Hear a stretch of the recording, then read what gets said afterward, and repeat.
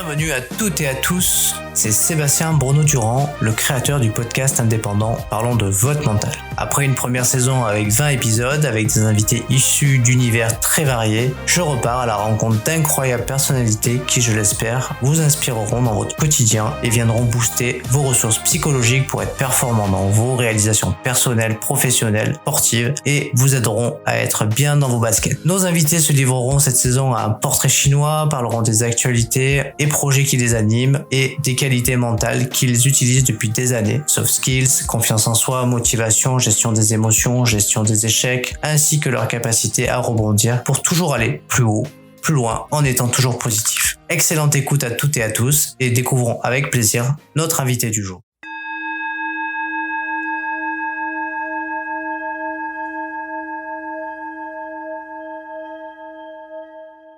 Bienvenue à toutes et à tous sur un nouvel épisode du podcast Parlons de votre mental. Ce matin, je suis content, je vais en direction de Paris, je vais rencontrer Manon Tournant qui aide les entrepreneurs et les dirigeants à mieux gérer leurs émotions. Et ça tombe bien parce que dans un podcast comme Parlons de votre mental, les émotions c'est hyper important. Salut Manon! Salut Sébastien, trop content d'être ici. Écoute, moi je suis très content de t'accueillir sur le podcast, J'avais hâte de le faire, ce podcast. On l'avait programmé. Et écoute, vas-y, présente-toi. C'est à toi, direct. Ok, ça marche. Je m'appelle Manon, j'ai 29 ans. Je vis entre la France et l'Espagne.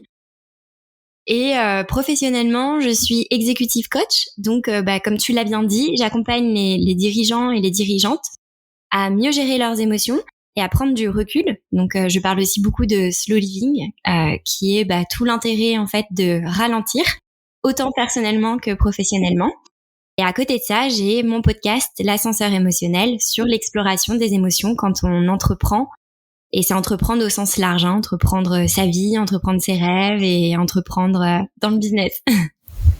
Bon, génial. On a deux podcasts très complémentaires. Oui. Finalement.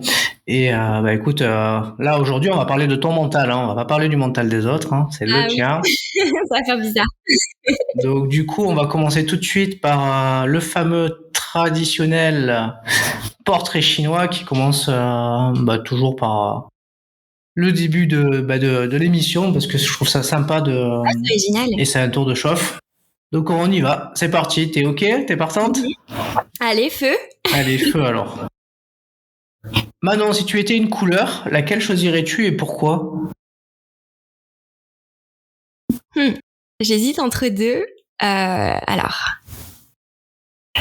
je pense que le bleu, comme une grande partie de la population, je pense, mais parce que pour moi, c'est la couleur du calme, de la sérénité.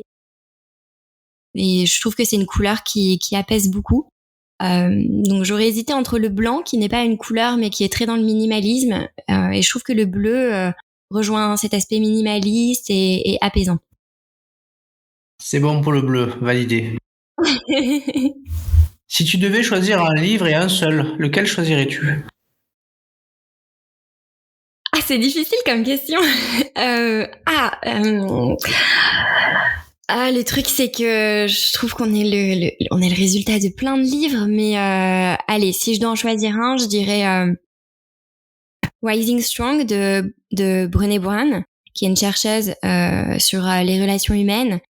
Et pourquoi, en fait, ce livre, pour moi, c'est vraiment un outil. C'est un livre sur comment affronter l'adversité, comment se relever après la chute, après l'échec, et sur toute l'importance en fait de découvrir et d'accueillir notre vulnérabilité pour pouvoir après plus s'ouvrir aux autres, avancer et être plus fort. Et quand j'utilise le mot fort, c'est pas dans les clichés justement de on arrive à tout faire seul, on n'a pas besoin de montrer nos émotions. Donc je dirais que c'est ça, ce livre-là, parce que il reprend un peu mon parcours de vie et sur quoi je travaille. Très bien. Le moment de la journée que tu préfères? Le matin au réveil, je me lève assez tôt et tu vois ce truc de quand j'écoutais mes parents dire le monde appartient à ceux qui se lèvent tôt, c'est vrai en fait.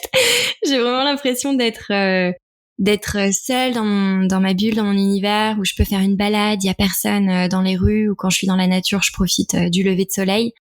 Et pour moi, c'est vraiment le moment aussi où je fixe mes intentions de la journée, où j'écris. Et je trouve ça super chouette. Si tu devais être une qualité, laquelle serais-tu ? Si je devais être une qualité...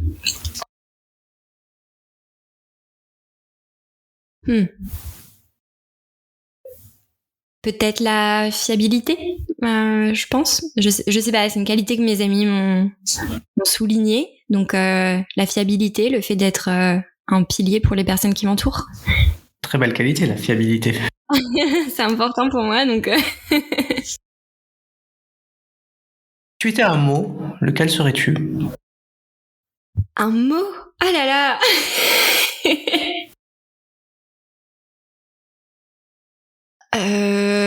Un mot, c'est dur et c'est intéressant. Oh, j'aimerais bien être le mot éveil, tu vois. Le fait de...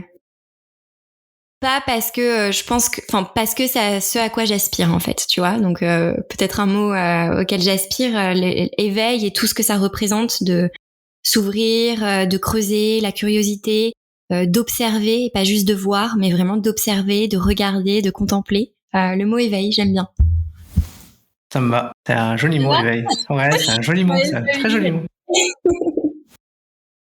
Un peu plus dur. Si tu étais un objet, lequel serais-tu ? Ah là là, si j'étais un objet, j'aimerais être un carnet de notes, un journal intime, pour que les personnes écrivent dessus et me racontent leur histoire, leurs doutes, leurs joies. C'est génial. Écrire, on le sait, hein, c'est thérapeutique. Hein. Complètement. Si tu étais une planète, laquelle serais-tu ? Si j'étais une planète, je sais pas, je vais te dire Jupiter, mais un peu par hasard, je sais absolument pas pourquoi. Et en plus, c'est marrant parce que j'ai fait un podcast hier justement sur les planètes avec la Lune qui était... ou alors je dirais la Lune, mais parce que ça représente les émotions. Mais après, je sais pas trop la signification de toutes les planètes du système solaire. Ok, vas-y, on garde Jupiter, pas de souci. Ouais. Ça me fait penser moi au romain par Jupiter. C'est intéressant comme question. Tu étais un pays, lequel serais-tu ? Je dirais l'Espagne, assez naturellement, qui a été mon pays adoptif du cœur, parce que là-bas j'ai la culture chaleureuse, beaucoup d'amis, beaucoup de connexions, et la mer, les montagnes, la nature, donc l'Espagne. À quel endroit en Espagne ? Alors j'ai beaucoup été aux îles Canaries ou Séville en Andalousie. Séville. J'adore Séville. Ouais, c'est l'une des plus belles villes du monde. En toute objectivité. Ouais, incroyable. Il faut une sangria de dingue là-bas. Oui. Bon, je l'ai pas dit dans les arguments, mais... Oui, non, et puis après, il y a des petites rues arborées d'orangers, tout ça, là, c'est génial. Ouais, c'est trop beau. Ouais. J'étais allé j'étais descendu dans une hacienda, je crois. Ouais. C'était un truc génial. Enfin, c'était top. C'est un petit moment, mais c'était en 2011, je crois. C'est un petit moment que je suis pas allé. Mais c'était chouette. J'ai adoré là-bas. Ouais, les gens. Fluide. Exactement. Ouais. Très fluide. Je comprends pourquoi mon choix alors. ouais. Puis je me souviens, il y avait une petite place avec un gars là qui jouait de la guitare là, mais une guitare un peu comme chez eux là. C'était hyper agréable à écouter. Je m'étais posé sur un banc, je l'avais écouté, j'avais plus bougé. Ah, c'est trop bien. Ouais, t'as vraiment profité du moment. Ouais, c'était chouette. Allez, une petite dernière. Si tu étais un sport, lequel serais-tu ? La natation. Un sport, je serais la natation sans hésiter. Ah, il y a le yoga aussi que j'aime beaucoup. Mais mon choix va vers la natation parce que j'en ai fait. Ça m'a beaucoup aidé dans la gestion du stress, la compétition. Et aussi, c'est un sport qui me permet aujourd'hui d'être très à l'aise quand je vais à la mer et que je profite aussi de mes petites sorties. Donc, ouais. De toute façon, ça fait partie des incontournables. Savoir faire du vélo, savoir nager. Ouais, mais il y a vraiment apprendre à nager et être Et à l'aise. nager. Oui, et puis nager pour de vrai, quoi. Ouais, Pas faire la natation du chien, quoi, tu vois. c'est ça. Ok, écoute, merci Manon pour ce petit portrait chinois. On attaque direct sur ton parcours et du coup, on va parler de ton mental derrière. Est-ce que tu peux nous décrire un petit peu ton parcours? Tu viens d'où? Comment tu t'es construite professionnellement? Ouais, avec plaisir. Alors moi, je viens du nord de la France, donc j'ai vraiment grandi à la campagne et j'ai fait bon, au lycée, je savais pas trop ce que je voulais faire, mais je savais déjà que j'aimais pas trop l'école et que je me retrouvais pas dans les parcours un peu classiques. Donc j'ai continué quand même mes études avec beaucoup de difficultés. Mais j'ai fait une licence qui me donnait une double licence, économie, droit, gestion, et en même temps avec tout un parcours avec de la communication, un peu de psychologie, de l'impro, des cours un peu de méditation. Et c'est vraiment une école qui m'a permis de m'épanouir en fait personnellement et d'apprendre à me connaître. Et après la licence, j'ai décidé d'arrêter mes études. Et depuis toujours, en fait, j'ai travaillé pour des boîtes françaises, anglaises, dans l'accompagnement d'équipes. Donc, j'ai eu des grosses équipes que j'ai pu accompagner, former, recruter, le licenciement, enfin voilà, tout ce que ça a de glamour et de moins glamour et de fun et de dur. Et en fait, suite à ça, je me suis dit, ok, maintenant je sens que j'ai les épaules en fait pour accompagner, faire le même type d'accompagnement, pardon, mais à mon compte. Et du coup, je me suis lancée à mon compte l'année dernière et ça se passe plutôt bien. Félicitations, parce que déjà se lancer, c'est une aventure et puis ça demande du courage et du mental, parce que les entrepreneurs aujourd'hui ont besoin de mental, c'est sûr. Ah ouais, non, c'est pas facile de se lancer. Non, c'est des doutes, surtout que moi je viens pas du tout d'un milieu. En fait, tu vois, je pense qu'on a plusieurs éducations quand on est petit. Et ça peut être la santé, l'amour et l'émotionnel et l'éducation financière. Et moi, ça, je l'ai pas eu en fait. J'ai vraiment eu l'impression d'avoir les piliers de ok, c'est bon, de confiance en soi, tout ça. Mais quand j'ai dit à mes parents qu'en fait j'allais me mettre à mon compte, alors ils m'ont soutenue, mais j'ai eu aussi la projection de beaucoup de doutes. Et avec mes amis, pareil, en fait, j'étais un petit peu la première à me lancer. Donc je pense que c'est encore plus dur quand t'as pas, enfin c'est dur pour tout le monde. C'est juste que t'as pas de repères en plus de personnes autour de toi qui l'ont fait. Donc c'est là le mental fait tout quoi. Ouais, c'est ça. Et puis après, t'introspectes. Et puis finalement, l'entrepreneuriat, c'est aussi beaucoup de recherche, hein, puisque finalement, tu creuses pour savoir quelles sont les choses qui fonctionnent le mieux aussi. T'es obligé C'est ça. d'aller un peu découvrir un petit peu plein de choses. Ouais, exactement. Donc, un peu de recul quand même maintenant, si tu devais, de quoi tu es le plus satisfaite à ce jour? De quoi je suis le plus satisfaite Ouais, dans ton parcours. dans mon parcours, donc dans mon parcours de vie en général. Oui, dans ton parcours, de quoi tu es le plus satisfaite, quoi. Le plus fière, le plus satisfaite, le plus qui t'a marqué, qui t'a fait grandir, tu vois, des éléments importants. Ok, alors je pense que ce dont je suis le plus fière, c'est de toujours avoir écouté mon cœur et de toujours avoir osé. Que ce soit oser donner plusieurs démissions et de me retrouver sans rien, mais juste parce que je sentais que c'était plus le moment, que j'étais plus à ma place ou que j'avais besoin de rêver plus grand. Je me suis jamais rattachée à des aspects peut-être qui m'apportaient une certaine sécurité, comme les CDI, les trucs comme ça. Malgré le fait que tout le monde me disait mais attends, si tu demandes une rupture co, t'auras le chômage, ou enfin voilà. Ce qui est très bien, mais ce dont en fait je me disais mais ça va juste retarder ma prise de décision, j'en ai pas besoin. Donc je pense que c'est la capacité à oser dans toutes mes expériences professionnelles, de oser changer de milieu, oser changer de pays, oser changer de domaine en me disant de toute façon tout s'apprend. Y a personne qui est surhumain dans un domaine. Donc si les gens peuvent le faire, je peux aussi. Et je pense que c'est ça. Ouais, t'as raison, tout ça prend. Tu peux partir de zéro, apprendre plein de choses. Ouais, mais des fois on oublie. Ouais. Ah ouais, non, c'est sûr. Ça me fait penser à des. Alors, il y a très longtemps, en fait, j'enseignais le tennis et quand j'étais à Marseille, j'avais souvent des parents, des jeunes compétiteurs qui n'avaient jamais joué, en fait, mais en voyant jouer leurs enfants, ça leur donnait envie, tu vois. Ouais. Très souvent, je leur disais, soyez les premiers partenaires de vos enfants pour les faire progresser, ça va leur faire du bien. Ils me disent, ouais, on sait pas jouer, on n'a jamais joué. Et je dis, il est jamais trop tard.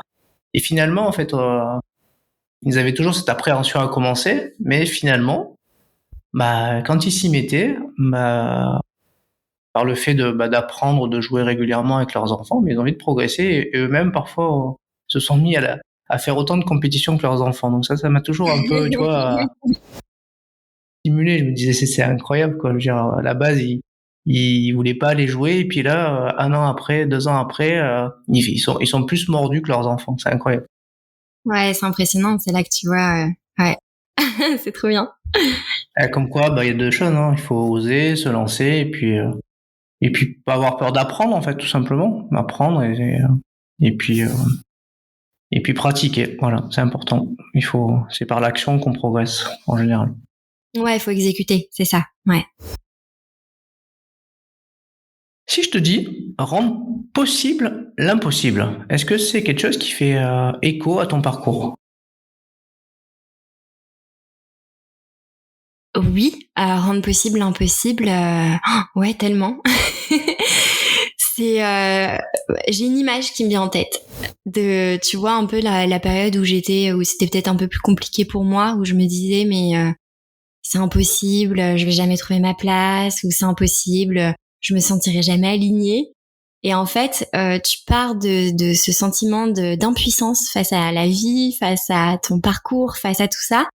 Et tu commences à travailler petit à petit, et quelques années après, tu te dis, ah mais en fait, c'est pas que c'était possible, c'est que j'y suis arrivée, tu vois. Et quand je pense à ça, je pense à nos propres barrières qu'on se met, à nos propres limites, et qu'en fait, on peut les traverser et on peut y aller, quoi, tu vois. Donc carrément, ça me parle. On va parler mental. Alors ce mot-là, Allez. Ça te dit quelque chose? Le mental? Un peu, ouais. Alors si tu devais donner ta propre définition de ce mot-là, ça serait laquelle? Mental, ma propre définition, je dirais... Pour moi, c'est un mélange, tu vois, entre l'aspect un peu l'intellect, donc notre capacité à observer, à analyser, à tirer des conclusions, tu vois, tout ce qui est vraiment dans factuel, et en même temps qui se mélange avec tout l'aspect émotionnel et notre capacité justement à s'éveiller, à rêver et à dire des fois, tu vois, t'as un truc dans les tripes ou t'as un truc vraiment émotionnel et tu vas le transformer avec ton mental en une idée, un mindset, une motivation, un moteur. Donc pour moi, ça serait ça. Et si tu devais dresser le portrait de quelqu'un qui a un bon mental, elle serait comment cette personne-là? Ah ok, une personne un peu fictive qui a un bon mental. Eh bien, je dirais une personne en fait qui est curieuse justement et qui est curieuse et qui a une remise en question de mais attends, mais si je pense ça, est-ce que je pense ça parce que en fait toute ma vie on me l'a répété et parce que j'ai grandi dans cet environnement, ou est-ce que ça fait partie de mon mental et de ma construction de schéma de pensée parce que je l'ai vraiment décidé. Donc je dirais la capacité à se questionner, la capacité à développer sa curiosité pour son propre mental et aussi pour celui des autres, de comprendre les réactions des autres, de comprendre les motivations profondes des autres, les peurs, les insécurités. Et donc pour moi, une personne qui aurait un bon mental, c'est une personne qui voit un petit peu tout ça comme des indicateurs qui vont lui permettre de mieux naviguer dans sa vie et avec les autres. Tu me parles d'Ulysse Lubin là, non? Alors non, presque. Mais ça me fait penser. En tout cas, quand tu me parles, quand tu me dis ça, en fait, ça me fait penser à lui. Enfin, par rapport à l'interview que j'ai faite de lui et par rapport à ce qu'il renvoie. Ouais, sur les réseaux possible, hein, sociaux, parce mais que Ulysse, ça me fait vraiment penser à lui direct. bah Ulysse est un très bon ami. Je passe beaucoup de temps avec Ulysse, donc c'est possible. Hein. Et puis lui, c'est vrai que c'est tout son sujet. Donc ouais, il serait un très bon exemple de quelqu'un qui a un bon mental. Et à ça, j'ajouterais aussi la capacité justement à accueillir un petit peu notre vulnérabilité et de savoir se dire ok, bah là j'ai besoin d'aide sur ça ou là j'ai besoin de conseils sur ça. Bon, on fait un petit coucou à Ulysse qui est en République tchèque. On suit ses aventures à Prague. Il s'amuse. Ouais, dans ses aventures pour dépasser ses barrières mentales. Donc n'hésitez pas à aller le suivre. Hein. Ouais, tout à ça. Toi, tu te prépares comment mentalement ? Alors, en fait, bah ça dépend pourquoi. Je suis une personne qui croit beaucoup en l'accompagnement. Donc j'ai toujours été accompagnée, que ce soit des périodes plus avec des psychologues, j'ai testé l'hypnose, après j'ai eu un coach, même dans la nutrition, tu vois, j'ai eu quelqu'un qui m'a aidé à mieux naviguer avec tout ça. Et pour moi, ça fait partie aussi du mental, hein, de savoir de quoi ton corps a besoin, de quoi ton énergie a besoin. Et après, j'ai aussi toutes mes routines à moi alors tout à l'heure, on a parlé de l'écriture comme thérapie. Donc j'écris beaucoup. J'écris beaucoup mes pensées, j'essaye d'avoir une grosse prise de recul sur mes émotions grâce à des exercices d'écriture. Et après, j'ai un petit peu mes routines aussi avant ou après les coachings.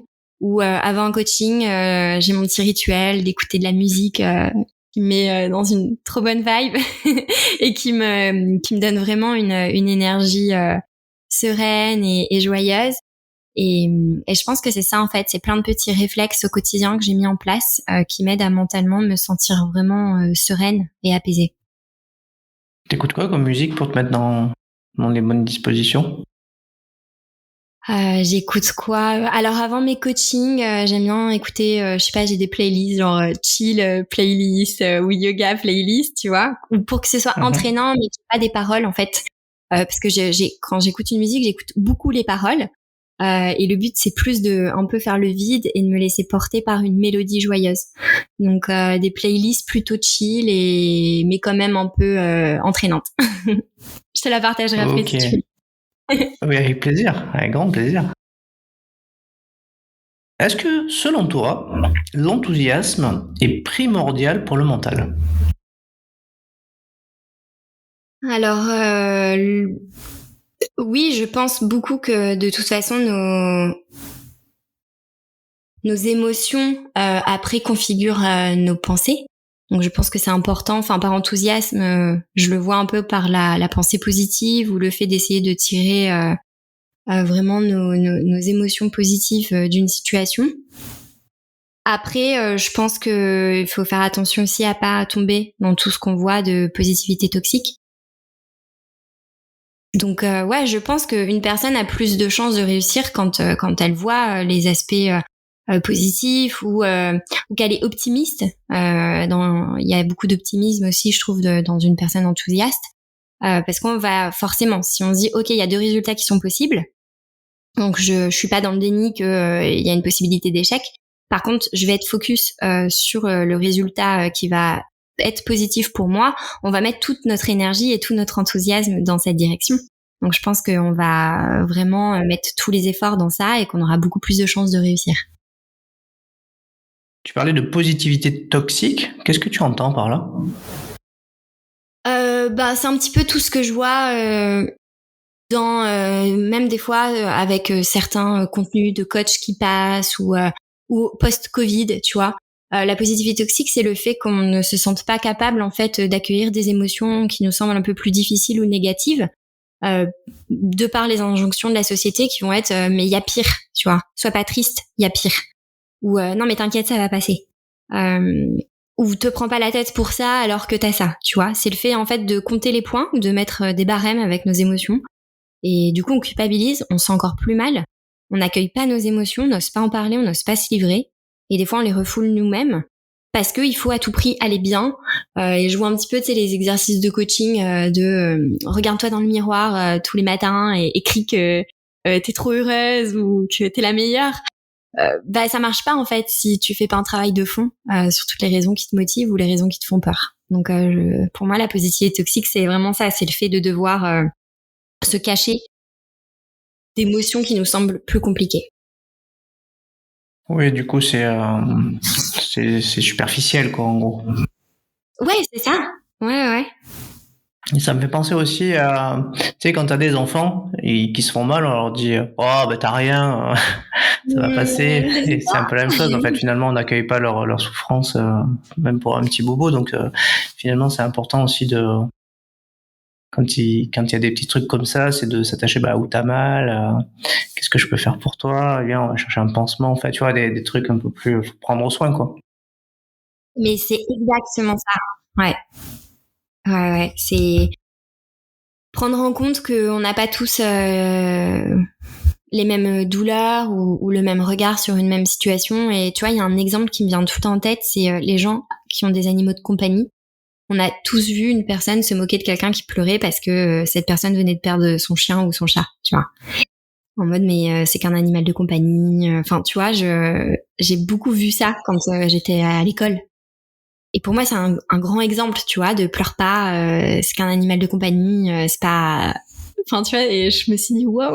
Ouais, t'as raison, c'est un peu plus qu'un animal de compagnie, hein. C'est quand même, les animaux, quand ils sont dans la famille, ils sont dans la famille, quoi. Ils sont importants. Complètement. Et puis généralement, les animaux, quand on va bien ou quand on va pas bien, ils nous le rendent bien, quoi. Ils sont là, ils sont souvent là ils détectent souvent les moments où on a besoin d'eux, en tout cas. Oui, et puis tu vois, ça renvoie à la notion de mettre un barème avec ce qu'on ressent. De dire, en fait, pour ça, t'as le droit de pleurer, mais pas pour ça. Pour ça, t'as le droit d'aller mal, mais pas pour ça. Et alors qu'en fait, on vit tous différemment toutes nos émotions, toute notre douleur. Et pour moi, la positivité toxique, pour en revenir à ça, nous empêche vraiment, en fait, de se dire, mais qu'est-ce qui est important pour moi, qu'est-ce qui est douloureux pour moi. Ok, totalement d'accord avec toi. On va enchaîner et on va parler de confiance. Comment tu as bâti ta confiance en toi? Comment elle s'est construite, ta confiance? Ah, c'est une bonne question. Ma confiance en moi, elle s'est bâtie bien évidemment avec le temps et avec les autres. Alors la confiance en soi, pour moi, c'est très différent de l'estime de soi. Et dans la confiance en soi, il y a une grosse notion de notre confiance en notre capacité à faire, notre capacité à réaliser des choses et à voir qu'on est capable en fait. Et donc je pense que je l'ai construite petit à petit dès que j'étais plus jeune. J'ai commencé par des cours de théâtre, des cours d'impro. Je sais pas si ça te parle, mais ouais. Mais en gros, c'est pour moi ça a été le premier pas. Les cours comme ça, un petit peu dans les clubs avec des copains ou des copines, parce que justement en fait tu te retrouvais dans un cadre hyper bienveillant où tout le monde acceptait de jouer des rôles, de se tromper de texte, de bafouiller, de bégayer, tu vois, et en fait le fait de se sentir comme ça hyper vulnérable devant les autres, et bien en fait ça m'a permis de me dire ok, je peux avoir confiance aux autres, je peux avoir confiance en moi, je peux y arriver. Et donc il y a ça, il y a eu le sport aussi. Je te parlais de la natation. Pour moi ça a été vraiment quelque chose qui m'a permis de me dire ok, en fait la compétition ça peut être quelque chose de très sain, je peux y arriver, je peux gagner ma première petite médaille alors que j'ai 12 ans parce que j'ai bien fait mon 50 mètres de dos, tu vois, crawler. Et ça m'a permis aussi d'acquérir beaucoup de rigueur parce que j'avais des entraînements tous les jours du lundi au samedi, et le dimanche après on faisait de la course à pied, tout ça. Donc le sport, j'ai une image qui me revient avec la natation, tu vois, quand t'es sur ton plot à côté de 4-5 autres personnes et qu'il y a un silence dans la piscine mortel et que en fait t'attends le coup de sifflet. tu vois, qui te dit c'est bon, tu peux y aller. Et vraiment de me dire avec les années, en fait, j'ai appris à voir ce coup de sifflet comme quelque chose de stressant, après comme quelque chose de libérateur. Donc pour moi, le sport, c'est très important. Ça a été très important dans ma capacité à avoir confiance en moi. Et après, toutes les personnes qui m'entourent. J'ai toujours mis beaucoup d'énergie et d'intention à être très bien entourée. M'entourer de personnes qui me boostent, de personnes qui sont sincères avec moi et qui me tirent vers le haut. Donc j'ai toujours eu soit des mentors, soit des coachs, soit des amis que j'admire. Et je pense qu'on a besoin des autres pour se construire. Tu as tout à fait raison. Et du coup, si je te parle du regard des autres, est-ce que c'est quelque chose... donc du coup, tu t'es construite avec, ça j'ai bien construit, t'as pu construire ta confiance, mais est-ce qu'à l'effet inverse, t'as dû t'en affranchir aussi? Bah ouais, complètement. Le regard des autres, mais je pense comme beaucoup de personnes, c'est quelque chose où on apprend à s'en défaire. Des fois, on s'en défait complètement, et selon des périodes de vie, tu vois, par exemple avec la création de contenu, c'est quelque chose qui m'est revenu en pleine figure des années après avoir fait ce travail, de dire mais là, qu'est-ce qu'ils vont penser, ou est-ce que c'est assez bien, tu vois, ces trucs un peu d'auto-jugement au final, parce que ça nous ramène toujours à notre propre image. Donc le regard des autres, complètement. Et le théâtre, l'impro, la poésie a été quelque chose qui m'a permis de me dire ok, je peux justement dépasser la peur du regard des autres, parce que c'est vraiment la peur, l'émotion qui est reliée à tout ça. De me dire en fait là je viens d'être ridicule parce qu'en impro on m'a dit de faire la poule, ce qui est quelque chose de vrai qui s'est vraiment passé, et j'en suis pas morte, tu vois, et la vie elle continue d'être ok.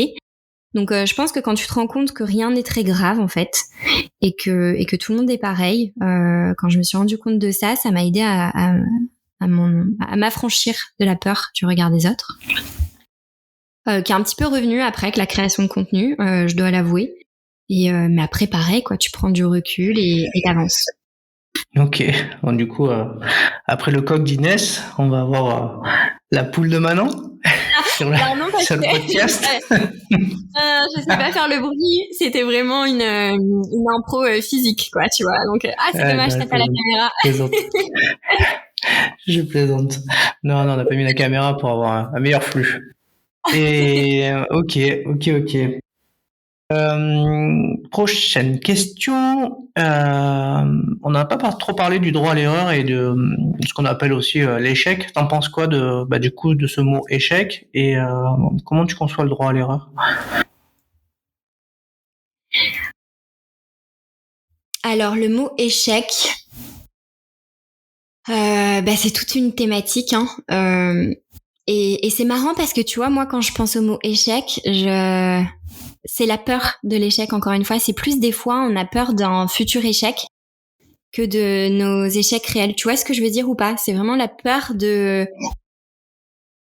potentiellement en fait je vais échouer, parce qu'après quand on regarde nos échecs passés, on en tire plein d'apprentissages, on en tire plein de leçons. Mais par contre, on a toujours un petit peu des fois cette peur de me dire mais je vais me planter, et c'est très relié à ce que tu disais tout à l'heure, la peur du regard des autres. Des fois, c'est plus moi dans mon cas, c'était mais si j'échoue sur ça, qu'est-ce que mes amis vont penser de moi, ou qu'est-ce que les gens vont penser de moi, plus que moi-même me dire mais en fait, je vais me sentir trop mal. Donc moi dans le mot échec, il y avait vraiment la peur du jugement des autres. Et après, je vois beaucoup d'opportunités aussi. Quand je pense à échec, je pense à opportunité de reconstruire quelque chose de plus aligné, de se redécouvrir, de repartir avec des bases un petit peu plus solides. Et après, je me dis que rien n'est vraiment très grave, tu vois. Enfin, tu vois, quand je pense là, par exemple, à mon activité, que je me dis, mais t'imagines, je sais pas, dans 1 an, j'ai plus de clients, j'ai plus d'écoute sur mon podcast, je sais pas, tout part en cacahuète. C'est pas très grave en fait. Enfin, je fais tout pour que ça n'arrive pas et que ça continue d'être aligné. Mais je me dis, au final, tout ce qu'on entreprend dans notre vie, que ce soit entreprendre un business, un sport, je sais pas, un tournoi d'échecs, peu importe, le résultat qui peut arriver, c'est des outils en fait qui nous entraînent, c'est des expériences qui nous font grandir. Et s'il y a un échec, c'est pas très grave, quoi. Non, ça me fait penser à une publication que j'ai faite sur le code éthique du clown. Et un peu en fait, tout va bien. Et dans la suite des codes qui sont émis, c'est rien n'est grave sauf la mort. Ouais, bah ouais. Mais c'est ça, hein, c'est parce qu'on a le temps de se poser 10 000 questions, mais je pense que quand tu dis mais rien n'est très grave, enfin ça va beaucoup mieux, je trouve, tu vois. C'est comme Enzo Colucci, du coup ça doit te parler, avec son podcast sur justement l'échec mention très bien, c'est ça, c'est mais au pire quoi, enfin au pire tu te plantes et qu'est-ce qui se passe, tu vois. Bon bah moi qu'est-ce qui se passe, je sais pas, je redeviens salarié, je réemménage chez mes parents, enfin je me dis dans toute cette notion d'échec, je reste quand même une personne hyper chanceuse. Ah oui, totalement. Non, mais je crois qu'en souvent, dans l'angle de notre perception, on va tout de suite percevoir en fait le scénario catastrophe avant finalement d'imaginer des scénarios de réussite. Et c'est en ça qu'il faut, je pense, essayer de travailler là-dessus. C'est-à-dire que quand on crée un projet ou quoi que ce soit, ce que j'aime bien faire, moi, c'est prendre une feuille blanche, visualiser le projet, en tout cas la vision finale, me voir réussir ce projet, et ensuite, à partir de là, écrire les différentes étapes pour aller vers cette réussite. Ouais, et très souvent, ça va t'empêcher de penser au scénario catastrophe. Alors, tu peux être proactif et avoir anticiper des éventuelles difficultés, mais du coup, à partir du moment où t'as un peu, prévu l'imprévu. Après, il peut y avoir d'autres imprévus, mais avec une vision positive des choses, souvent ça change la donne. Hein. Complètement, je suis très alignée avec ce que tu dis. Et t'as très bien souligné le fait de dire ok, c'est pas être dans le déni que potentiellement ça peut ne pas fonctionner. C'est juste me dire bah c'est ok, mais de toute façon pour l'instant j'en sais rien, donc autant être focus sur le positif et mettre toute mon intensité, mon énergie dans le chemin que je souhaite prendre en fait. Donc un très bon exercice. Oui, et puis après, ce qui est important dans ce genre d'exercice après, c'est de capitaliser sur les ressources qu'on a autour de nous pour venir nous guider ou nous donner des conseils pour réussir par rapport à là où on veut aller, quoi, tout simplement, parce qu'à un moment donné, on n'est pas, on sait pas tout sur tout, donc bien s'entourer de personnes, comme tu disais, positives, bienveillantes et qui nous tirent vers le haut, ça permet aussi de réussir nos projets, quoi. Ah mais je pense que t'as tout à fait raison et pour moi c'est un facteur même déterminant dans la réussite d'un projet ou pas. Et tu vois, quand je me suis lancée à mon compte, je me suis dit ok, je me lance seule dans le sens où j'ai pas d'équipe, je voulais pas monter une grosse structure, me lancer dans un schéma de start-up, des trucs comme ça. Mais c'est pas parce que je me lance seule dans la structure que je dois être seule. Et en fait, moi, le premier truc que j'ai fait, c'est mettre à jour, moi, ce que j'appelle ma cartographie du cercle proche, la poser à plat et me dire, ok, je passe d'être dans une vie où je vivais plein d'aventures, mais j'étais salariée, à je vais me lancer à mon compte. Qu'est-ce qui va changer dans mon quotidien ? Qu'est-ce que je peux anticiper ? Et j'avais anticipé le sentiment de solitude parce que je le savais, parce que je commençais à le voir déjà avec mes premiers clients. Et de me dire ok, comment est-ce que je peux faire contrebalancer ça, et comme tu le soulignes, s'entourer en fait de personnes qui partagent un peu ton quotidien, qui partagent tes galères, mais aussi ta vision business ou ta vision mindset. C'est super important et c'est vraiment, en tout cas pour moi, un vrai booster de savoir qu'au quotidien je suis entourée de personnes qui me tirent vers le haut, de personnes super bienveillantes. Et de me dire j'ai ma petite tribu autour de moi qui est super positive, et en fait je peux aussi me reposer sur eux, et ça je trouve que moi ça a changé complètement la dynamique de la façon que j'avais d'appréhender mon business, ma création de contenu et tous mes projets. Ah ouais, non, ça c'est important, c'est super important. Ok. Alors, tu m'as l'air foncièrement très positive. Est-ce que tu as des astuces pour le rester au quotidien ? Alors, il y a une astuce, c'est de vraiment prendre en compte qu'on a un biais de la négativité qui est énorme. Et tu vois, souvent quand j'en parle avec des clients et que je leur rappelle, n'oublie pas en fait que par défaut, tu as un biais qui s'appelle le biais de la négativité, qui va être le fait qu'à la fin de la journée, si t'as 10 trucs positifs qui te sont arrivés, mais que t'as eu une galère, et ben, hop, un peu par réflexe, un peu en mode automatique, on va se concentrer sur la galère. Et je trouve que le fait de te dire, ok, je suis pas non plus 100% responsable de penser à cette galère en premier, parce qu'en fait, il y a un biais qui m'y pousse, ça fait qu'on a plus conscience de ça et qu'on va essayer d'aller rechercher dans la journée toutes les choses positives qui nous sont arrivées. Donc, ma première astuce, ça serait de bien se renseigner sur tous nos biais, notre façon de fonctionner. La deuxième, pour bien insister sur ça, moi, j'écris beaucoup. J'écris ce qui m'arrive dans la journée. Je fais ma liste de gratitude.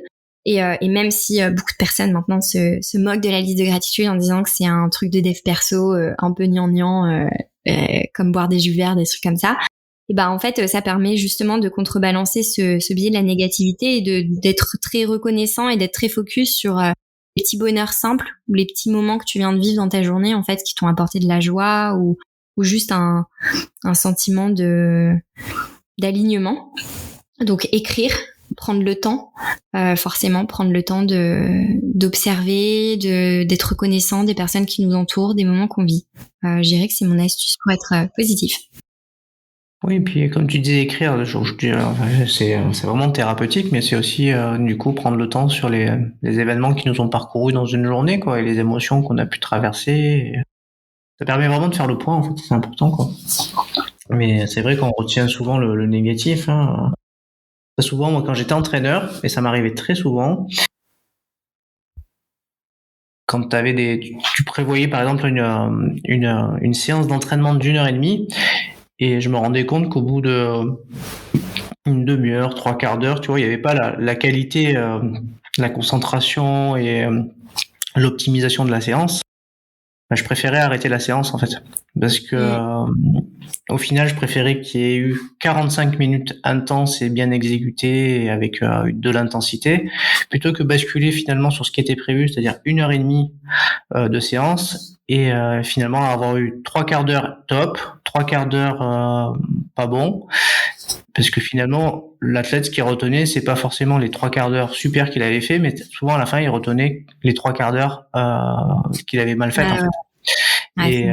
Et souvent ça je l'ai gardé en tête, c'est-à-dire qu'à un moment donné, il faut parfois il vaut mieux faire des petites tâches, être concentré pas 5 minutes, 10 minutes, 15 minutes, ça fonctionne. En tout cas, tout dépend de la personne, mais les faire bien. Et puis, à partir du moment où on sent qu'on décroche, arrêter pour aller faire autre chose, changer les idées et puis revenir dessus quand on est prêt à y revenir, quoi.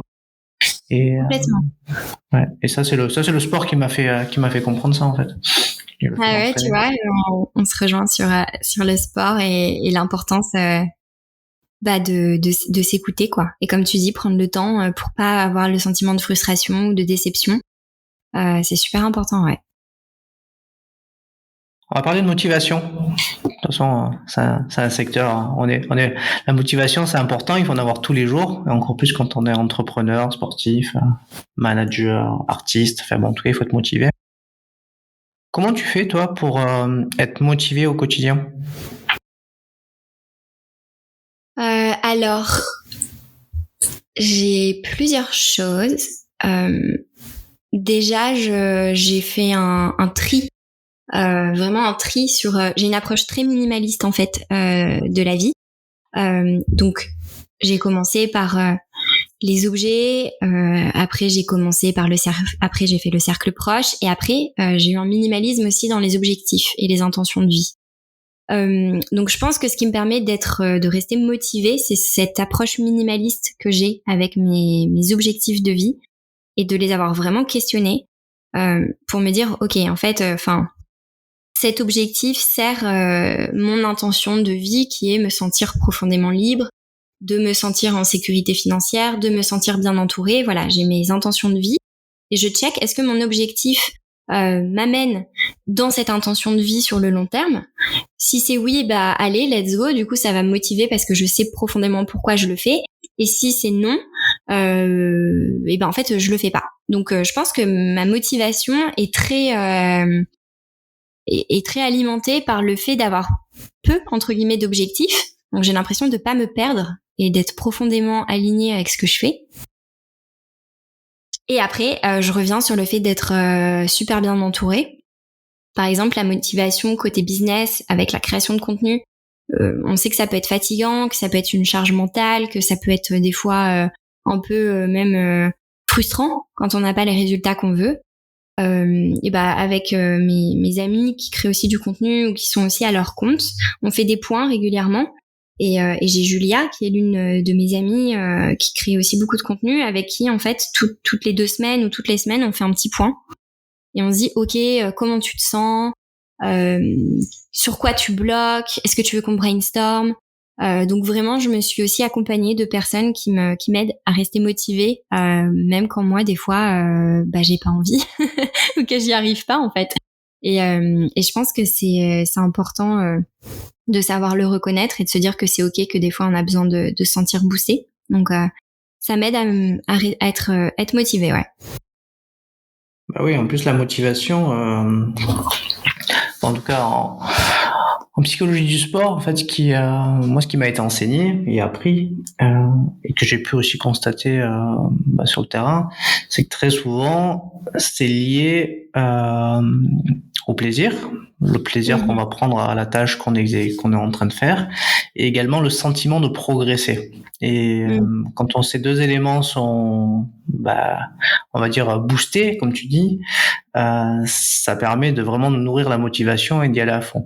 Et très souvent, l'erreur qu'on fait, c'est de se focaliser sur le résultat. C'est-à-dire que quand on se focalise trop sur le résultat et qu'on finalement on est miné par, je sais pas moi, si on est dans le sport, des défaites consécutives, ou tu parlais de publications, si on est miné par le fait que ça engage pas derrière nos publications que nous on trouve hyper bienveillantes, constructives, où il y a des choses qui peuvent être intéressantes pour le gens. Finalement, oui, ça peut avoir des incidences, en tout cas sur la motivation, mais parce qu'on n'est pas focus sur le bon élément en fait. Complètement. Et c'est important moi je pense en tout cas de être en capacité de savoir si on prend plaisir à ce qu'on fait et si on a le sentiment de progresser. Et si on a ces deux choses-là, forcément à un moment donné, avec le temps, on aura les résultats qu'on souhaite. Mais par contre, là, souvent on va dire l'élément dont on n'a pas la maîtrise vraiment, c'est le temps. On ne sait pas combien de temps ça peut prendre. Et après, on n'est pas dans la tête des gens pour savoir si ça va leur plaire, pas leur plaire. Donc l'idée c'est d'être vraiment focus sur les actions, faire les choses parce que ça nous fait plaisir et qu'on y met du sens, on est aligné avec. Un peu comme tu dis, comme tu le dis depuis le départ, quoi. Ouais. Et souvent ça marche mieux, quoi. Ouais, et je pense que tu me rejoindras peut-être sur ça avec le podcast, c'est ce qui me vient en tête. Mais quand j'ai lancé mon podcast, en fait, je me suis dit, mais je m'en fous qu'il y ait 1 écoute ou 1000 écoutes ou 10 000 écoutes. Je vais le faire quoi qu'il arrive parce qu'en fait, déjà, pour moi, ça va être trop bien. Je vais juste garder un moment à jamais. J'ai avoir un moment à jamais qui va être là, disponible avec une personne avec qui je vais avoir un super échange. Et c'est ça, en fait, j'étais complètement détachée du résultat potentiel. Et au final, bon, après, tu vois, il y a des fois ça marche, des fois ça marche pas, mais il y a le fait que tu te sois senti vraiment aligné et que tu l'as fait pour les bonnes raisons, et c'est ça qui te donne, tu soulignais la rigueur et la capacité à continuer, cette rigueur de rester motivé, quoi. Ouais, c'est exactement ça. En plus, le podcast, c'est quand même chronophage, ça prend du temps. Donc il faut y trouver du plaisir, et puis pareil, c'est cette quête de progression, et je te rejoins là-dessus, hein. Le podcast, c'est une vraie aventure. Et après, les chiffres, il faut pas s'en servir comme des résultats, mais par contre comme un moyen de progresser, tout simplement. C'est ça, Se c'est un dire indicateur. ouais, c'est voilà un indicateur, se dire peu importe combien de fois il a été écouté l'épisode. Des fois, il y en a qui sont fortement écoutés, des fois il y a des surprises, il y en a d'autres qui explosent le compteur, tu sais pas pourquoi. Tu peux faire des prévisions si t'as envie, mais des fois Ouais, non, c'est vrai, j'avoue. ça va à l'opposé de ce que tu attendais. Et Complètement. ouais, et c'est ça qui est un peu magique. Mais du coup, ce qui est bien, après, c'est plutôt d'aller voir où ils sont écoutés pour pouvoir en fait avoir plutôt une stratégie de communication qui permette d'aller toucher le plus grand nombre de gens, parce que l'objectif c'est qu'il soit entendu, le podcast, et puis qu'il serve aux gens. C'est ça en fait l'objectif, c'est du partage en fait. Complètement. Et puis aussi, en fait, enfin, entre dire j'ai fait X écoute ou dire bah en fait tu vois grâce à ce podcast j'ai appris à mener des interviews, j'ai appris à créer une vignette, j'ai appris à distribuer un podcast, à en faire la promo, à écrire, tu vois, il n'y a pas comparaison quoi entre les résultats de nombre de vues et les résultats d'apprentissage. Je trouve ça assez dingue quoi. Puis sans compter la partie où tu es obligé de faire l'ingénieur du son si t'as pas les moyens de te payer un ingé du son pour travailler ta bande, si il y a tout. Enfin, c'est une vraie expérience, c'est une vraie aventure que je conseille vraiment à tout le monde. Hein. Je conseille à tout le monde. Ouais. Et tous ceux qui se sont lancés en tout cas et qui continuent, bon, c'est ce qu'ils aiment ça c'est sûr, mais qu'ils y trouvent du plaisir et puis finalement c'est un moyen de progresser dans plein, comme tu disais, dans plein d'éléments en fait, en lien avec le social media, avec la prise de parole, avec le fait d'oser, ne serait-ce qu'aller solliciter des invités, quels qu'ils soient quoi. Je dirais, il faut aller les chercher parfois. Il y en a qui viennent à nous, mais il y en a, il faut aller les chercher parce qu'on a vraiment envie d'aller introspecter ce qu'ils ont à nous dire, parce que ça nous intéresse et que on est curieux en fait de savoir les réponses qu'ils vont nous donner. Donc non, c'est chouette, très très chouette.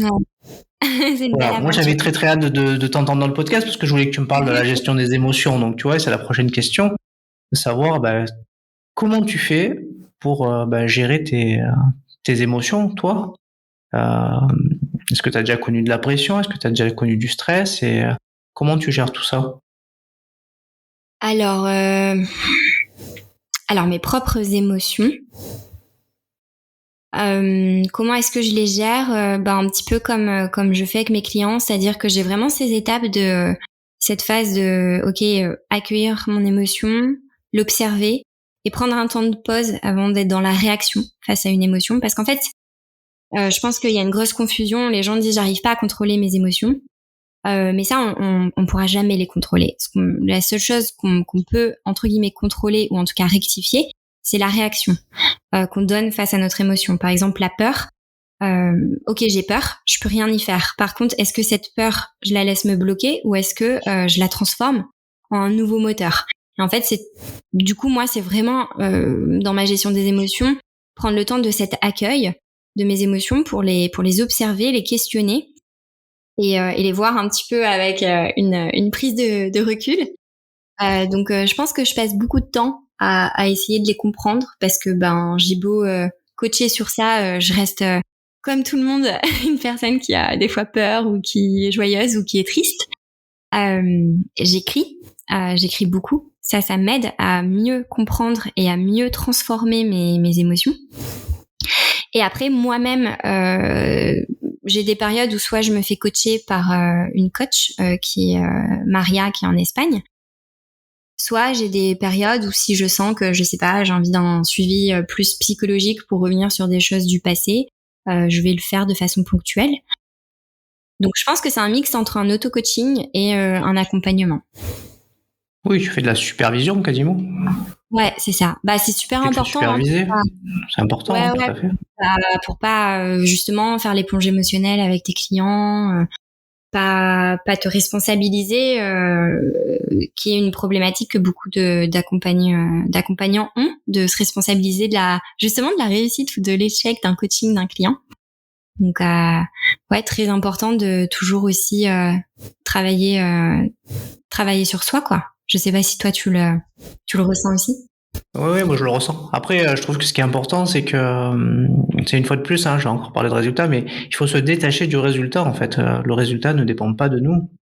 Donc, on est responsable des moyens qu'on met à disposition des gens pour aller mieux, pour progresser, pour résoudre une difficulté qu'ils ont, qu'on va co-construire avec eux et on va pas leur donner les solutions en fait. Et c'est eux-mêmes qui vont co-construire leurs propres solutions, qui vont mettre en place leurs propres objectifs, qui vont trouver leurs propres outils qui fonctionnent bien avec eux. Et le résultat, bah, il leur appartient à eux en fonction de l'énergie qu'ils vont mettre pour y arriver. Nous, on est juste là pour les guider, pour les accompagner, comme tu dis. Hein, c'est le mot, il est là, hein, c'est accompagnement. Quoi. Ouais. Accompagnement, co-construction, bienveillance, écoute active. Voilà. L'idée, c'est de les amener à, comment dire, à les débloquer, à les faire conscientiser certaines choses pour qu'ils avancent. Mais c'est vrai, t'as raison. Ben voilà, en tout cas, moi, je suis pas focus sur le résultat en général, mais beaucoup plus sur les moyens, quoi.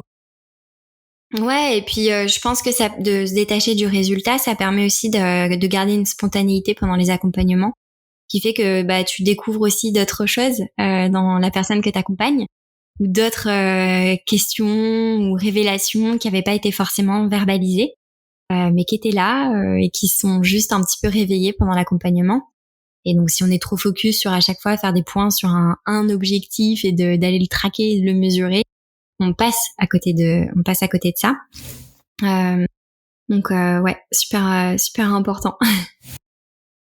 Et c'est souvent, et je m'en suis rendu compte, hein, c'est souvent quand on arrive à se détacher du résultat qu'on a des résultats.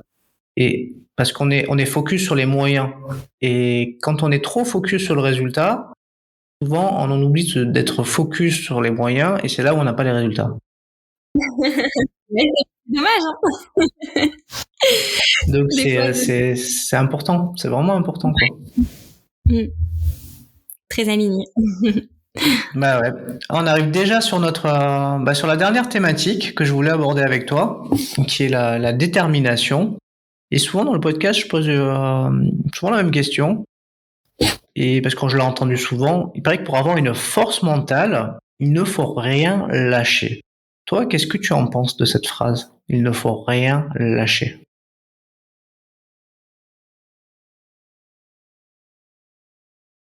Je pense pas que je sois totalement d'accord avec cette phrase. Non, je pense qu'il faut lâcher ce qui nous empêche d'avancer des fois. Et que non, je suis pas dans la détermination, c'est faut rien lâcher à tout prix. Alors, il faut pas abandonner parce qu'on rencontre des difficultés ou parce que c'est dur et il faut avoir le courage, je pense, de continuer, de se questionner, d'essayer de trouver d'autres chemins qui vont. Mais justement, c'est ça. Il faut peut-être lâcher un chemin vers lequel on pensait aller pour atteindre notre objectif, apprendre à le lâcher pour faire demi-tour, réfléchir et trouver une autre façon en fait d'avoir notre objectif, tu vois. Donc je dirais la détermination peut être dans la motivation, ça faut pas la lâcher. La motivation, voir notre objectif à long terme, notre intention de vie à long terme. Par contre, ne rien lâcher à tout prix, bof. Je sais pas, t'en penses quoi? Alors moi, qu'est-ce que j'en pense? Moi, je pense qu'il faut convoquer l'enfant intérieur qu'on a été quand on était plus jeune. Tu sais, quand tu voulais une sucette, tes parents voulaient pas te l'acheter et que tu passais par tous les moyens pour l'obtenir. Et très souvent, finalement, on arrive après adulte dans un schéma où tout de suite on se dit ah ben non ça c'est pas pour nous, ah ben non ça je vais pas y arriver, ah ben non. D'ailleurs en fait, je crois qu'à partir il faut vraiment convoquer son enfant intérieur. À un moment donné, quand on était jeune et qu'on voulait quelque chose, on a trouvé les solutions pour les obtenir, hein, et par tous les moyens, que ce soit les caprices, que ça soit dire aussi le chantage. Tous les moyens étaient bons pour obtenir ce qu'on voulait. Donc à un moment donné, je pense qu'il faut se rappeler de cette période-là en fait et se dire que bah si on a réussi à le faire enfant, on peut le faire en étant adulte avec d'autres moyens, d'autres solutions, mais il faut pas l'oublier ça. Complètement. Et après moi j'ai l'image de ne rien lâcher. Moi j'ai l'image de la montgolfière en fait. C'est-à-dire que la montgolfière, si elle lâche pas ses sacs, elle peut pas s'envoler. Et par moment, il faut savoir couper quelques sacs pour savoir à quelle hauteur tu veux voler. Ouais, bah c'est ça. Je pense qu'on s'est complètement rejoint dans le point de vue avec des images différentes. C'est ça, c'est pas lâcher ton objectif, mais voilà, savoir des fois te défaire du chemin en fait qui t'amène pas forcément, qui est pas fait pour toi. Et dans l'entrepreneuriat, je pense qu'on le voit en fait, que les gens ont un objectif et ils vont s'épuiser et continuer jusqu'à la fermeture d'un projet, à la place de dire mais en fait si ça fonctionne pas, c'est peut-être parce que je suis pas alignée ou parce que c'est pas dans ça que je dois mettre mon énergie. Quelle autre façon en fait je peux trouver pour recommencer ou pour y arriver en fait tout simplement. Donc mais c'est bien, on nuance quoi, c'est important. Bah oui, tout à fait, tout à fait. Et oui, c'est sûr que c'est mieux de pas s'entêter dans des projets qui fonctionnent pas, hein. Après, pas forcément. Parfois, il y a des projets qui sont très bons, mais ils sont pas, comment dire, on veut les mettre en place, mais pas au bon moment en fait. Et parfois, c'est pas le moment en fait. Et tout simplement, la conjoncture fait que bah c'est pas le moment et que bah il va pas être porteur. Et à un autre moment, peut-être que ça va être porteur parce que sera aligné avec d'autres choses, hein. On le voit, je veux dire, il y en a qui ont lancé des projets pendant le Covid, qui ont très bien fonctionné. Et s'ils l'avaient lancé avant ou après, ça n'aurait pas fonctionné. Tout simplement parce que la conjoncture n'aurait pas permis de le mettre en avant.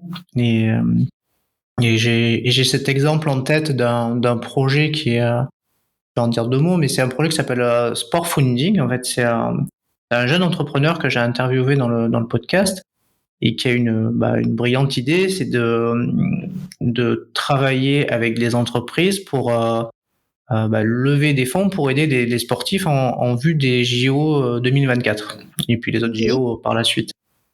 Et en fait, il a créé son entreprise, c'était juste un petit peu avant le Covid.